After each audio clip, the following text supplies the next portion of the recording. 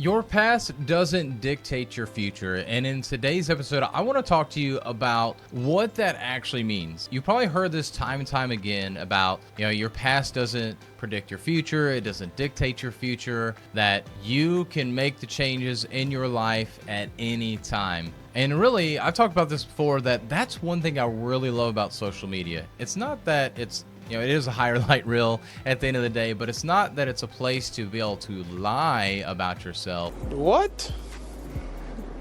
Bro, what are you talking about, man? But the person you put on social media, which should be yourself offline as well, but you can start it online with social media. You can start to build this new person online as well. And I think about my own personal life, actually, when I went off to college. So this was 2009, 2010 era. When I was in high school, man, I had the shortest fuse ever. And I wanted to change that. And of course, I changed my environment. I moved about 3 hours away from the Houston area to the San Antonio area. And so that helped a lot, but I still had some friends from high school that we went to college together. So I still had these people around me that knew of me as Philip, the short-fused, short-tempered guy, but a lot of people didn't know me as that person. And so I was able to start changing who I was, the perception of who I was, because I changed the environment, but also I started living out that side. And the nice thing with social media is you can do this same thing, that you can start to post about something different.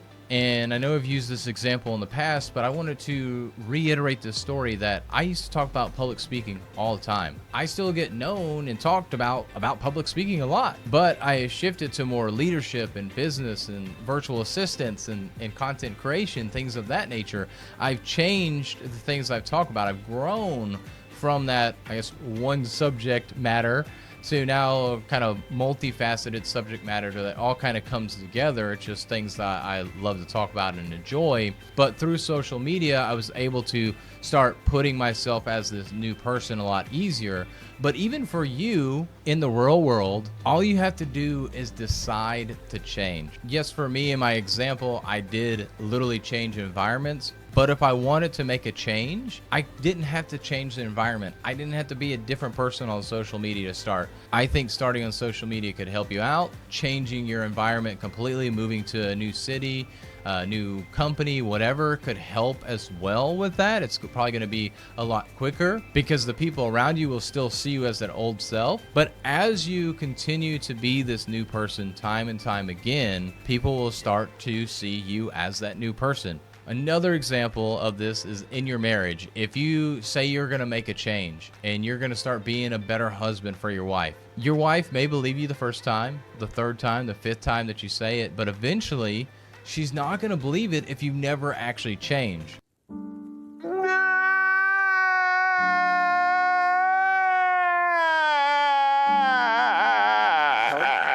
And so she's going to need to see you fully change into this new person, this person that she can count on and depend on as this new changed person instead of the old person that you used to be. So it's gonna take time. It's not something that is a one-off thing. It's not something that in a week you're completely changed. Nobody thinks of you as this old person. But over time, being consistent with that new identity that you're trying to create, you can create a new identity for yourself. People will start to see you in a new light. And this isn't 100% proof. There are definitely things that people have done in their past that unfortunately will stick with them, that people will still think about them in that manner no matter what, but you can start to change that. You just have to make the decision that you are going to change. So if you've been on the fence about trying to figure out how to change, what you need to do, what I would do is I would figure out what is the identity that you want to be.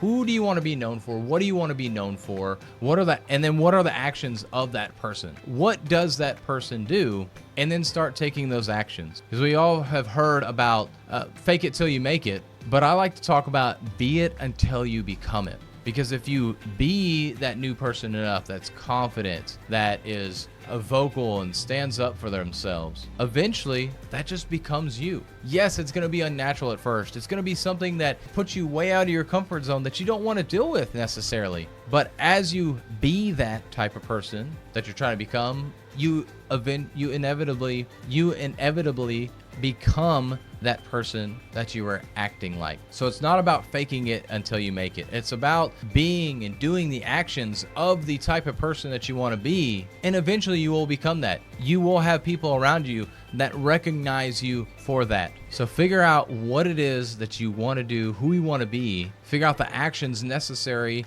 and the characteristics that type of person is, and start doing those things, and you will become the person that you've always wanted to be.